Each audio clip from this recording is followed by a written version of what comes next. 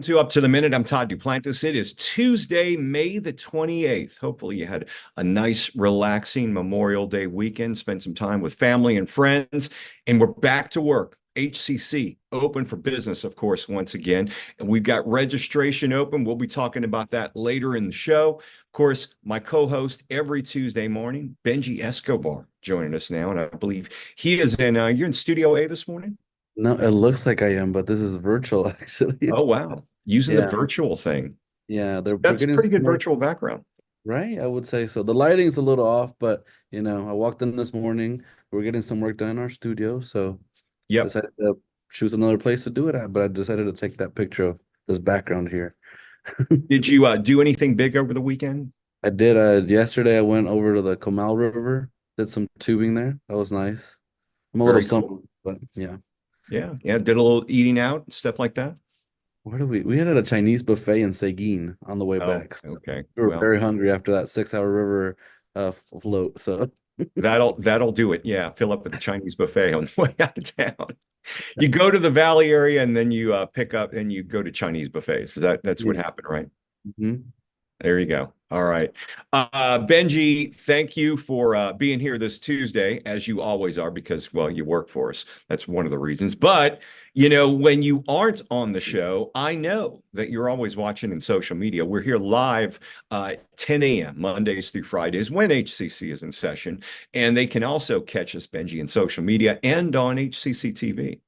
Yes, you can catch us on Houston Community College District Facebook page, not HCC, but Houston Community College District. We're also on YouTube, X, LinkedIn, and on HCC TV, our own TV channel, where you can catch a rebroadcast of this show at 12, 5, and 10 p.m. Monday through Friday. All right. So, Benji, you're going to be talking with this next guest. We're continuing to celebrate AAPI month. And this next guest, he's one of our communications directors here at HCC. And he's just recently released a book discussing Houston's two Chinatowns. Zen Zheng is the HCC Southwest Communications Director and author of a new release book about the significance of Chinatown development on a multicultural America. Zen, welcome back to the show. Good to see you. I think your mic is muted. There we go. Thank you, Todd. Good morning. Yeah, good morning. So Houston has two Chinatowns, very significant of both. We're looking forward to hearing all about it. And Benji's going to be with you in about 10 minutes. All right, so we're going to kick things off right now. We watch out, Comic Palooza, because we'll see how a local chef has turned his love for everything Japanese into an international extravaganza. Naoki Yoshida is the founder of Tokyo X, as in Expo, and he's our Tasty Tuesday guest. Welcome back to the show, Naoki. Good to have you on. No, thank you, Todd, for having me again, and I'm glad to talk about Tokyo X today. Yeah, so you were looking forward to hearing about the festival, but this Tasty Tuesday, you've worked in and owned several restaurants, many of them getting lots of accolades, and you even appeared on Top Chef. But first, tell us a little bit about your background, because I know your father had some history in the restaurants here. Yeah, so my father or my family owns a Nippon Japanese restaurant, which is actually considered the oldest Japanese restaurant in Houston right now. It's been there for about 30, almost 38 years. And that's where I started everything from when I was 14 years old, from cleaning dishes to serving tables, all the way going to the kitchen to finally able to cook. That's where I worked for 20 years before I started traveling the world in different states and get some more experience and before I opened my own restaurant. How did you wind up on working with Bravo and Top Chef and all that stuff? So around 2021, I had a restaurant called Shin Japanese Kitchen. We got nominated Yelp One Top 100 Best Japanese Restaurant in Houston. And just because of those exposures, they reached out to me. And also, luckily, I had a very good friend that was able to kind of connect us together. And everything from there just worked out.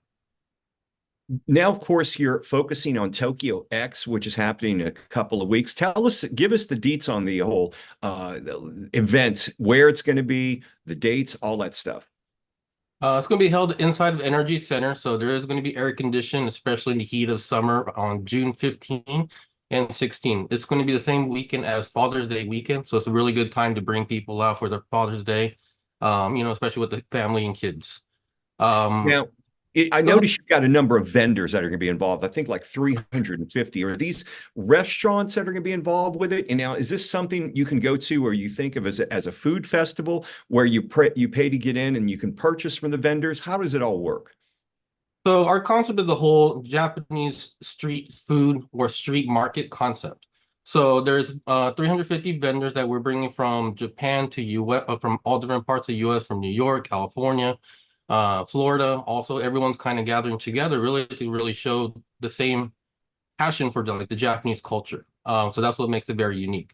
Also, there are a total of 40 food vendors within the 350 that are going to be in the food court. And what makes it very unique is we require every single food vendor to make something Japanese to be entered into the event. So it's not just something where we just grab vendors and just put them together. We put a lot of thought and planning into the event, and it takes over 8 months to do it. Will we see a lot of sushi out there as well? Sushi, there is one sushi vendor. Okay. We try to stick with the whole street theme. Okay.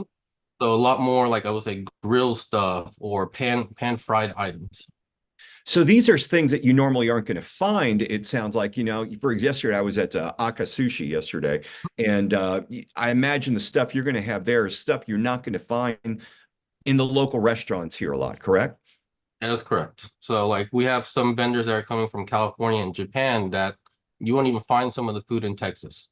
But they really want to show their same passion that they share in California to also Houston and Texas too, to slowly see, test the market outside of California. Now, what led you with Tokyo X? I understand you used to had done something called the Tokyo Night Festival. Is that right? Yes, so we used to call it Tokyo Night Festival when it was an outdoor event. The first 2 years we started was the Tokyo Night Festival. Then once we transitioned to indoor NRG, we started calling it Tokyo X, mainly for it to become more like, as you mentioned, like the expo theme. And we really wanted to make it more big impact into Texas. So really kind of like X marks the spot. Okay. And we talked about the food vendors going to be there, but 350, that's a lot to unpack. I mean, if you're there to get a bite to eat, taste some different foods, you're going to have a lot of choices with 350 vendors. Oh yeah. I mean, on top of that, we're having live concert, car show, cosplay contest, even panels for kimono, anything you can think of that's Japanese. We're trying to really bring it all together into one home. And you guys have also got, this is pretty cool, invited one of the Godzilla illustrators from Japan, as well as a few other voice actors that are going to be there. Yes, sir. So we still have a few more guests from Japan that's we haven't announced yet. That's going to be really big, I'll say heavy hitters. But one of our special guests this year is an illustrator for Godzilla. We wanted to bring some more different components other than just anime. Anime started because of Godzilla and all the other history and older, Japanese film and creation, right? So we try to look at all different aspects. What are your thoughts on how Japanese culture is portrayed here in Houston? I would say definitely growing. There's a little bit more room for improvement, but it's definitely growing. Ever since COVID, a lot of people have been finding, especially Japanese culture and anime, very exciting, very new. Even this year or last year when I went to Japan, it was so overcrowded with tourists. They said even this year alone, it's already surpassed the usual expectation of, I think in 3 months, it's already had 3 million people visiting Japan. And it's just going to go more and more crazy. Well, I think later this year, I'm going to get my first chance to visit Japan on a layover. I'm planning some international travel. But, from what I understand, we're going to be there, I think, 36 hours, not enough to see everything, but certainly excited about that. If I'm going to see Japan in 36 hours, what are some of the things you'd say, go here, check this out? I would say definitely go to Shinjuku. It's the busiest cross-world in the world, where I think every 5 minutes, over 20,000 people cross the street. It's like the center hub of Tokyo. Other than that, it's the food. Anywhere you go, there is no such thing as bad food in Japan. It could be in the corner of the most rundown Asian looking place. It could be the most fanciest looking restaurant. They'll still wow you. Now the Tokyo Night Festival happening later this month, and when can you purchase tickets? Oh, this is actually happening. I correct myself. It's going to be happening on Father's Day weekend. where can you purchase tickets and what's the best way to get them? So we started we transitioned to a new ticketing platform called Tixer this year. So TIXR.com. Look up Tokyo X and you can find all the information there. Other than that, if you still can't find it, then you can also go check out our website at www.tokyonightfestival.com. Okay, we're going to have all those links in our social media post after the show. You're looking for some cosplay, maybe some interested in the original illustrator of Godzilla, and of course, incredible food. The Tokyo Night Festival now is Tokyo X, and it's going to be out at Energy Center. Thanks for being here, Naoki Yoshida. We appreciate you joining us on the show once again. Wishing you a great festival. I'm going to try to get out there this year. Yeah, please come out. Everyone, please come out. Absolutely. We'll have all the information in our social media post. Thanks. Take care, Naoki. All right. Thank you. All right, Benji, there's another place you can take your girlfriend, maybe. Yeah, it'll be fun to get to know all the culture and stuff. That'll be a great place to go to. Just let me know what day you're going to go on so I can go in another day. Oh, you don't want to catch me. Yeah, I don't want to run into you. Yeah. All right. Yeah, but you've got one of our guests joining us now, one of our own at HCC who's written a new book. Yeah, we're moving on to Zen Zheng. He is the HCC Southwest Communications Director and author for the new book about the significance of Houston's Chinatown development. Welcome back to the show, Zen. Thank you, Benji. Of course. There's a lot of history to unpack about the two Chinatowns, but we only have a few minutes, so let's begin with what inspired you to take on this project that focuses on Houston's Chinatowns. Well, as a Houstonian of Chinese descent, Chinatown is where I connect with my roots, like eating, shopping, and just being part of a community that shares my culture. When I first arrived in Houston from Eugene, Oregon, some 3 decades ago, I was thrilled that the city had such a vibrant, multi-ethnic environment. So visiting New Chinatown felt like, finding a piece of home, and it quickly became indispensable to my life. And then when I worked as a reporter for the Houston Chronicle, I explored both new and old Chinatowns. While New Chinatown was booming, old Chinatown in East Downtown was in decline at the time, and I was intrigued by the differences and wanted to understand why. Yeah. And there was no research, literature, no scholarly study ever on these neighborhoods, which in my view, are so important to Chinese Americans. And to be honest, the city as a whole. So in late 2011, I drove through East Downtown to see the demolition sites of the iconic Ongliang Chinese Merchants Association building, which was the hub of really the communal and cultural life for the Chinese community at that time.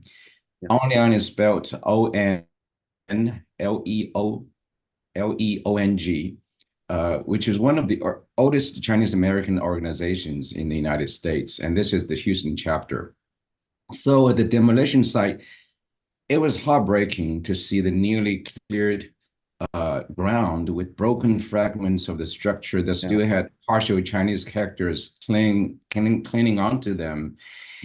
And looking at the remnants of the red tiled floor, I just imagined what a vibrant life that was once lived there. It felt like, I had just witnessed the community being wiped out. That emotional moment kind of solidified my decision to systematically document Houston's the Chinatowns. Okay, and you say this research took you about 16 years to kind of put this book together and do your research and all of that. What do you think changed in Chinatown over this time span, and what kept you going there? Yeah, so over the years, Old Chinatown continued to be Old Chinatown, continue to deteriorate, and with its rich history fading away and traces of its Chinese roots vanishing. Meanwhile, New Chinatown saw dramatic growth into a vibrant multi-ethnic urban center along Bel Air Boulevard, roughly from US 59, now it's inching toward Highway 6. Yeah. Spanning nearly 10 miles. So this rapid transformation required constant updates to my research. So despite numerous professional and personal interruptions, the drive to document this evolving history for the world kept me going. I wanted to add that my friend Dr. Yadi Zhou, who is the director of the Asian American Studies Center at the University of Houston, has been a staunch supporter from the outset. And when I discussed this idea of putting together a book on this topic, she embraced the project with me and entrusted me with leading the study as a research fellow at the Asian American Studies Center at the U of H. And the center's sponsorship over the years and Dr. Zhou's guidance, from the scholarly research perspective, have been really invaluable. And then a few years ago, the project got a huge boost when the book proposal was endorsed by Emerald Publishing, which is a world eminent, preeminent scholarly publisher based in the UK. Awesome. And also, I'm dedicating this book to both my parents, especially my father, who passed away 4 years ago. And just days before his passing, he encouraged me to bring the study to fruition. So those were his last words. So the publication of this book is really in his honor and memory.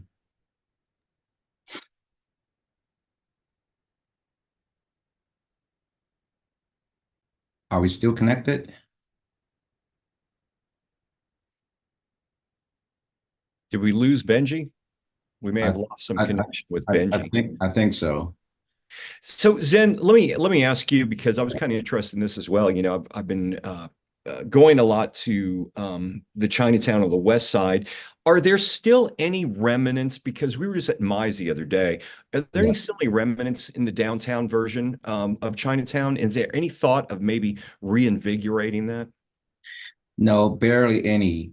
My last trip to downtown, East Downtown, in July last summer, and it was really disheartening to see almost everything has been wiped out. Yeah. And I was able to capture a few pictures of just a few spots that bears a little semblance to what was there in the past. But by and large, you go there, you don't even know there used to be a vibrant Chinese community here. Yeah. I also spent some time years ago in Chinatown in San Francisco, Yes. in some incredible restaurants there and great memories.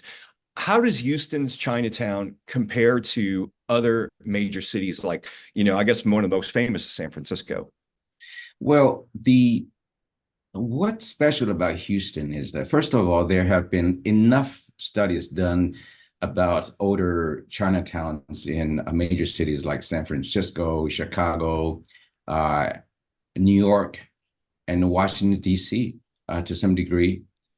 But Houston is different. So those old Chinatowns in major cities, like in the cities that I just outlined, they have been grappling with decline and stagnation in development due to many issues like limited space, aging infrastructure, restrictive zoning laws, and tensions between preservation and gentrification.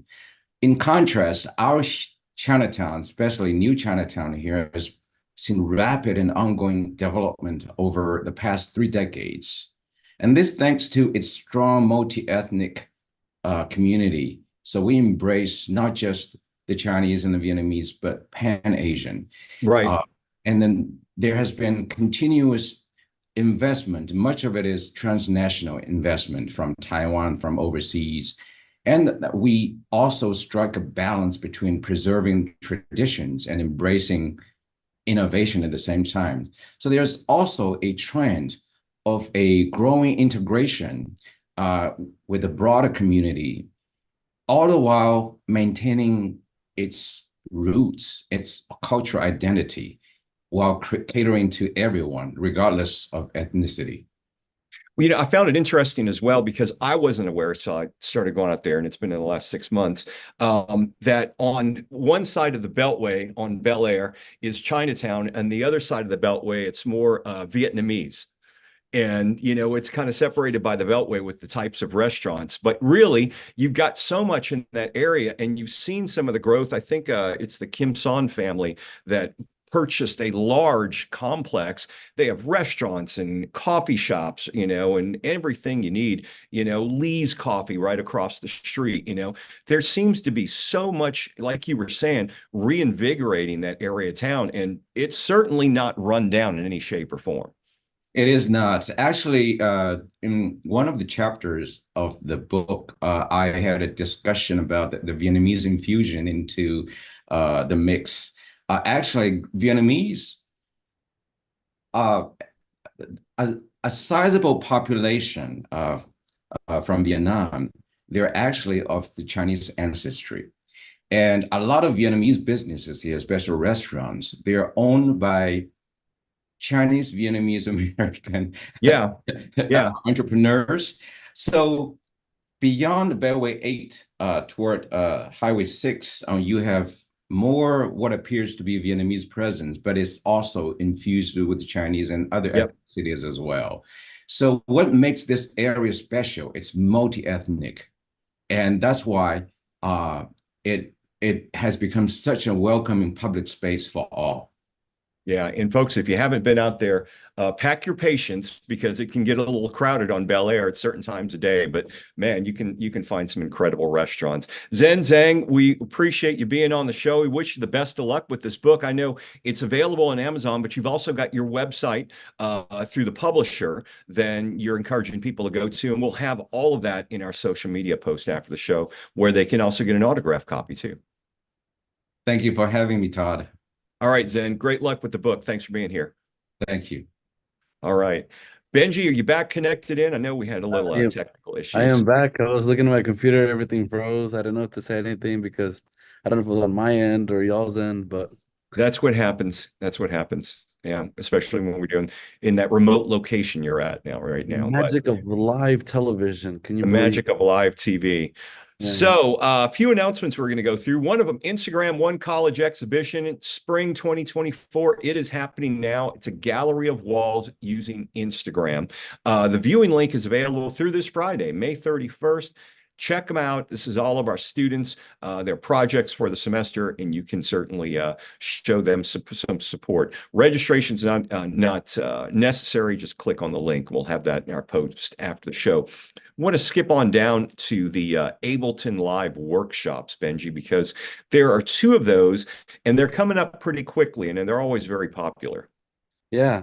Two Ableton workshops will discuss music theory, creating beats, sampling, remixing. June sessions will feature Grammy-winning HCC professor Nate Robinson. July's will be led by Ableton certified trainer David Sharma. This will take place Saturdays from 9 a.m. to 1 p.m. This will be June 8th and 15th at HCC North Forest Campus, and then July 6th and 13th at HCC Northwest Spring Branch Campus. For more info, check out our post after the show. Okay, Coding with AI and Robotics. It's happening here at HCC. It's a summer camp, and it's free of charge. It's happening at HCC's Northeast College, 8 a.m. to 3 p.m., Monday through Friday, June 24th through the 28th. Believe me, folks, for some reason, a lot of those phone calls are coming to my desk. There's a lot of interest in these summer camps, and you want to sign your kids up for them soon, because many of them have free lunches. They're free. You can sign them up, and the kids get a lot out of it. So registration is very limited. Make sure you register early, and we will have information in our post on how you can register. And if you want to attend HCC, Benji, information sessions are mandatory. Yeah, looking to enroll for the summer or fall, but overwhelmed with the admissions process? HCC can help with its virtual information sessions to guide you through the entire enrollment process. Regardless of your questions, HCC advisors can support you through the process. Check out our post after the show for more registration info. Okay, registration for the summer sessions and fall semester is ongoing right now. 5 ways to learn, 2 of them completely online, 2 of them are hybrid, and of course, in-person classes. Those are available as well, but they are filling up fast. Make sure you register today. Get the classes and the spots you need. Go to hccs.edu/apply. Coming up, we'll have another student success story later this week with a former student who was one of our international students.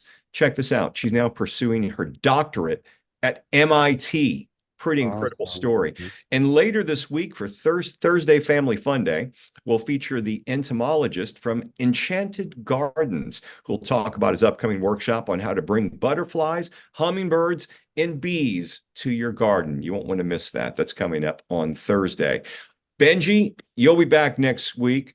Going to have a short week this week. So make sure you keep things in line for us, okay? I'll be back next week with better internet. So better internet. Yeah, that's always a good thing.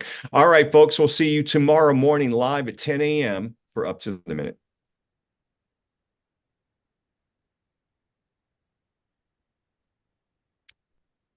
All right.